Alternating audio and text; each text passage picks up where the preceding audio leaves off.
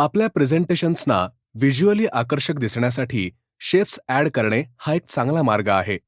Power पॉइंटमध्ये choose करण्यासाठी आणि आपल्या प्रेझेंटेशनमध्ये त्यांचा वापर करण्यासाठी बरेच वेगवेगळे शेप्स आहेत. आपल्या गरजेनुसार आपण हे शेप्स कस्टमाइज करू शकतो. सुरुवात करण्यासाठी होम टॅबवर जा. ड्रॉइंग ग्रुप आणि मोर डाऊन ॲरो क्लिक करा. सर्कल्स, स्क्वेअर्स, ॲरो आणि इतर सर्व प्रकारचे रेडीमेड शेप्स आपण पाहू शकतो. आपण स्टार्स आणि बॅनर्स ग्रुपमधून एक शेप सिलेक्ट करूया. कर्सर प्लस साइनमध्ये बदललेला आपल्याला दिसेल. जिथे आपल्याला शेप ॲड करायचा आहे तिथे कर्सर स्लाइडमध्ये क्लिक करा आणि ड्रॅग करा. शेपची हाईट आणि विड्थ बदलण्यासाठी तुम्ही सायझिंग हँडल्स वापरू शकता. रोटेशन हँडल शेप्स रोटेट करण्यास मदत करते. जेव्हा तुम्ही शेप्स इन्सर्ट करता तेव्हा तुम्हाला वर ड्रॉइंग टूल्स फॉर्मॅट टॅब दिसतो. इन्सर्ट शेप्स ग्रुपमधून एडिट शेप्स कमांडमध्ये सध्याचा शेप बदलण्याचे ऑप्शन्स आहेत. चेंज शेप ऑप्शन मेनूमधून तुम्ही एक वेगळा शेप सिलेक्ट करू शकता. आपण एडिट पॉइंट्सचा वापर पाहिजे तो शेप एडिट आणि मॉडिफाय करण्यासाठी करू शकतो. कधीकधी आपल्याला हवा असलेला शेप बिल्ट इन किंवा डिफॉल्ट शेप्स गॅलरीमध्ये उपलब्ध नसतो. अशा वेळी आपण कस्टम शेप्स तयार करण्यासाठी 2 किंवा अधिक शेप्स मर्ज करू शकतो. आपल्याला मर्ज करायचे शेप्स सिलेक्ट करा. आता मर्ज शेप्स कमांडवर क्लिक करा आणि आपले सिलेक्शन करा. शेप्सना आपण वेगवेगळ्या स्टाईल्स अप्लाय करू शकतो. शेपला करंट कलर स्कीम आहे. शेपचा लुक बदलण्याचा सर्वात जलद मार्ग म्हणजे शेप्स स्टाईल्स ग्रुपमधून प्री डिफाईन्ड स्टाईल अप्लाय करणे. मोर डाऊन ॲरोवर क्लिक करा. आपल्याला आवडणारी स्टाईल प्रिव्ह्यू करून आणि सिलेक्शन करण्यासाठी वेगवेगळ्या पॅनलवर कर्सर मूव्ह करा. वेगवेगळ्या फॉर्मॅटिंग कमांड्सचा वापर करून तुम्ही शेप्स स्टाईल कस्टमाइज करू शकता. शेप फिल कमांड सिलेक्टेड शेपमध्ये कलर चेंज किंवा अप्लाय करण्यास मदत करतो. मेनू पाहण्यासाठी shapes fill drop down click करा. अधिक कलर ऑप्शन्स पाहण्यासाठी मोर फिल कलर्स सिलेक्ट करा. डिझायर्ड कलरवर क्लिक करा किंवा RGB व्हॅल्यूज एंटर करा. या केसमधील RGB व्हॅल्यू रेड, ग्रीन आणि ब्ल्यू इंटेन्सिटीचे आहे, जे संगणक डिस्प्लेवर वापरल्या जाणाऱ्या कलर्सना रिप्रेझेंट करतात. कोणताही कलर मिळवण्यासाठी कलर विविध प्रपोर्शन्समध्ये कंबाईन केले जाऊ शकतात. ओके क्लिक करा. आपण पाहू शकता की शेपला कलर अप्लाय झाला आहे. ॲरो ड्रॉपर ऑप्शनने आपण स्लाइडवरील एक्झिस्टिंग ऑब्जेक्टमधून कोणताही कलर सिलेक्ट करू शकतो आणि शेपला अप्लाय करू शकतो. जर तुम्हाला एकाच कलरची व्हेरिएशन्स ॲड करायची असतील किंवा शेपला एक किंवा वेगवेगळे कलर ॲड करायचे असतील तर ग्रेडियंट सिलेक्ट करा. प्रीसेट ग्रेडियंट्स लगेच अप्लाय करण्यासाठी आपण मोर ग्रेडियंट ऑप्शन्स क्लिक करू शकतो. आपण ब्राईटनेस, ट्रान्सपरन्सी, ग्रेडियंट डायरेक्शन्स आणि पोझिशनिंग स्पेसिफाय करून आपले स्वतःचे ग्रेडियंट फील कस्टम कलर्स तयार करू शकतो. शेप्स वेगळ्या स्वरूपाच्या सॉलिड सरफेससारखा दिसण्यासाठी ड्रॉपडाऊन मेनूमधून टेक्स्चर ऑप्शन सिलेक्ट करा. अशाच प्रकारे आपण इफेक्ट अधिक कस्टमाइज करण्यासाठी मोर टेक्स्चर ऑप्शनवर क्लिक करू शकतो. शेप्स ट्रान्सपरंट करण्यासाठी आपण नो फिल ऑप्शन देखील सिलेक्ट करू शकतो. शेपची आउटलाईन बदलण्यासाठी शेप आउटलाईन ड्रॉपडाऊन क्लिक करा आणि कलर सिलेक्ट करा. शेपची आउटलाईन सिलेक्टेड कलरमध्ये दिसेल. जर तुम्हाला कलर आउटलाईन नको असेल तर नो आउटलाईन सिलेक्ट करा. आपण वेट म्हणजेच जाडी देखील बदलू शकतो किंवा शेपच्या आउटलाईनसाठी डॅश्ड किंवा डॉटेड लाईन वापरू शकतो.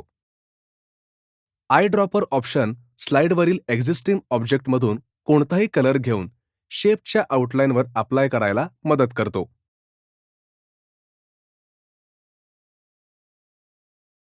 शेप इफेक्ट्स ॲड करण्यासाठी shape effects down arrow click करा.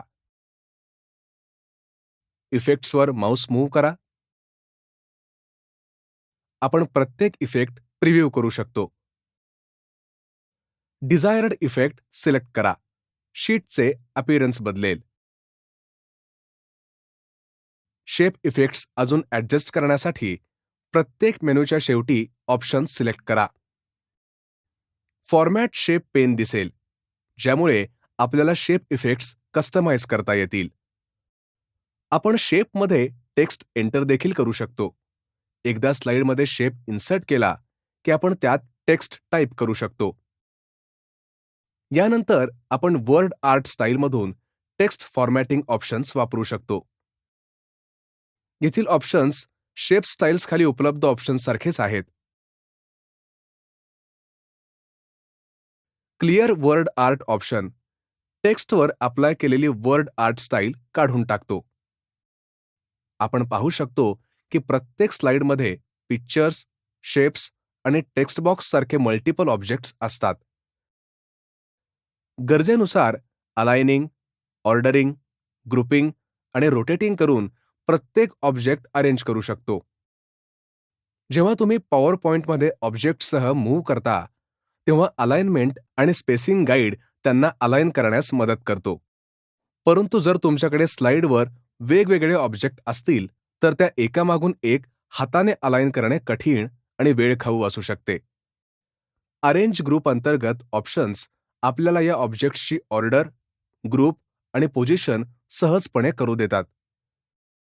नंतर अरेंज कमांडवर क्लिक करा आणि अलाइन कमांड ऑप्शन्सवर कर्सर मूव्ह करा.